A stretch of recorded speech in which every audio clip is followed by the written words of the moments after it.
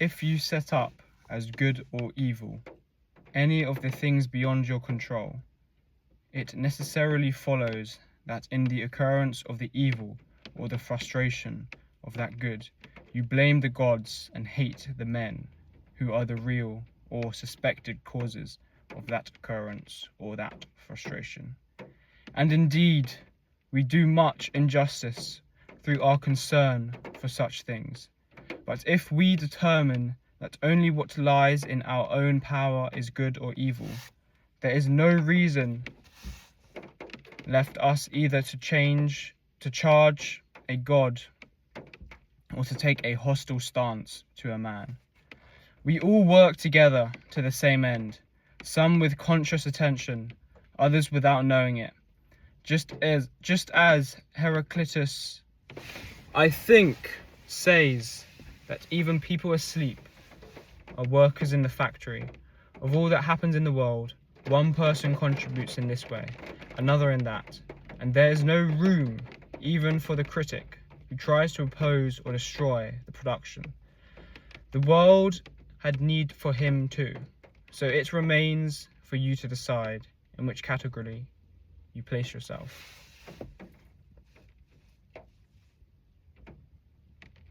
Certainly, he who governs the whole will make good use of you and welcome you into some part of the joint workforce, but just make sure that your part is not that of the cheap and vulgar line in the comedy, as noted by Chrysippus.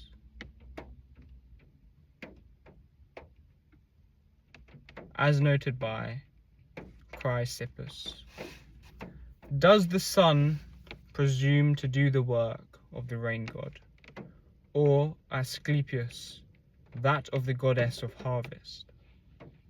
And what of each of the stars? It is not that they are different, but work together to the same end. Now if the gods took thought for me, and for what must happen to me, they will have taken thought for my good. It is not easy to conceive of a thoughtless God, and what possible reason could they have had to be bent on my harm? What advantage would there have been from that either for themselves or for the common good, which is the main concern of their providence? If they did not take individual thought for me, then certainly they took thought for the common good. And since that happens, and since what happens to me is a consequential part of that, I should accept and welcome it. But if after all take thought for nothing, an impious thing to believe. Otherwise, let us abandon sacrifice, prayer to the gods, swearing by the gods all the other things which we variously do on the assumption that the gods are with us and share our lives. If then they take no thought for any of our concerns, it is open to me to take thought for myself, and my concern is for what is best. Best for each is what suits his own condition and nature, and my nature is both rational and social. As Antonius, my city and country is Rome. As a human being, it is the world. So what benefits these two cities is my only good.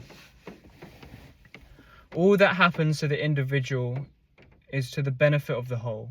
So far, so clear. But if you look more closely, you will also see, as a general rule, that what benefits one person benefits other people too. Though here, benefit should be taken in its popular application to things which are in fact indifferent.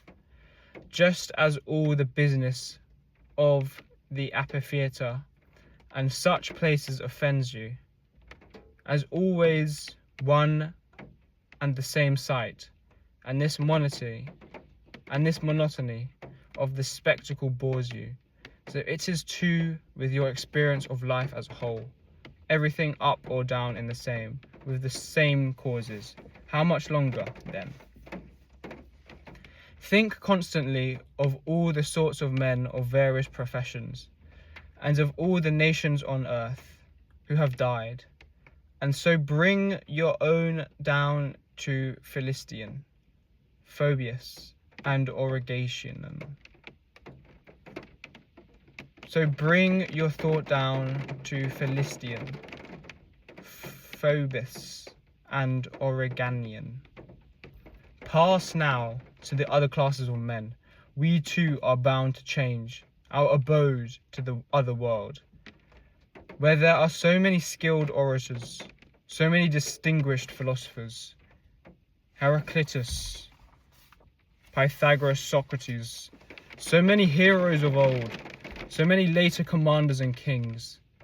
Add Eudoxus, Hipparchus, Archimedes,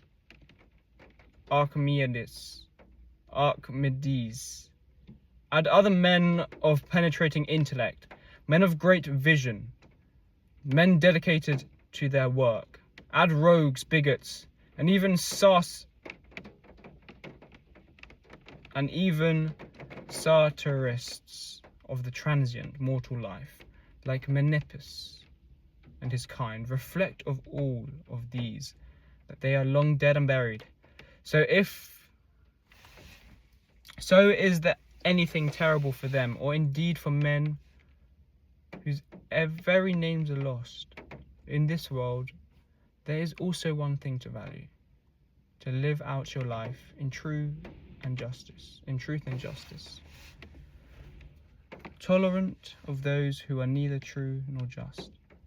Whenever you want to cheer yourself, think of the qualities of your fellows, the energy of one, for example, the decency of another, the generosity of a third, some other merit in a fourth.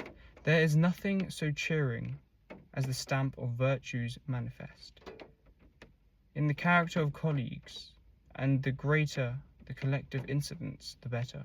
So keep them ready to hand. You do not resent your weight, do you? That you weigh only so many pounds and not 300.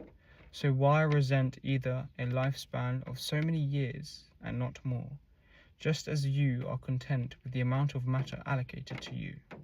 So you should be content with your allocation of time. Try to persuade them, but act even if they are unpersuaded, whenever the principle of justice so directs. But if someone forcibly resists, change tack to an unhurt acceptance, so using the obstacle to bring forth a different virtue. And remember that you set out on a conditional course. You were not aiming at the impossible.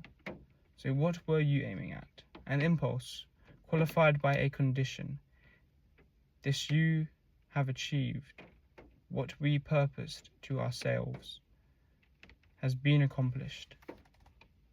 How to understand your own good? The lover of glory takes it to be the reactions of others. The lover of pleasure takes it to be his own passive experience. The intelligent man sees it is as his own action.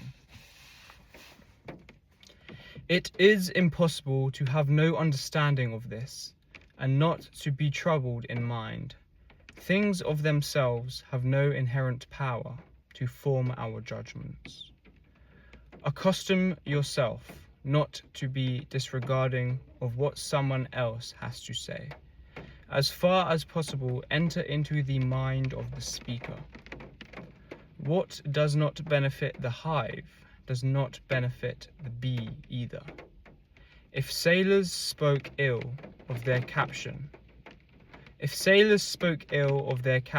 or patients of their doctor, who else would they listen to?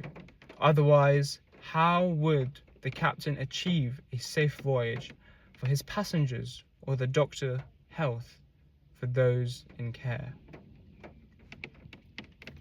How many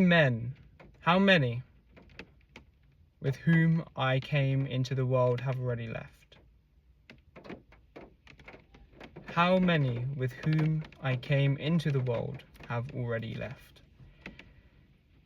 Appearances to the jaundiced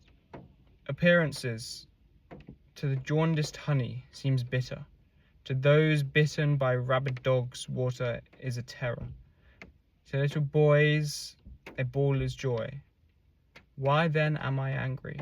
Or do you think that false representation has less effect than bile in the jaundiced of poison in the hydrophobic?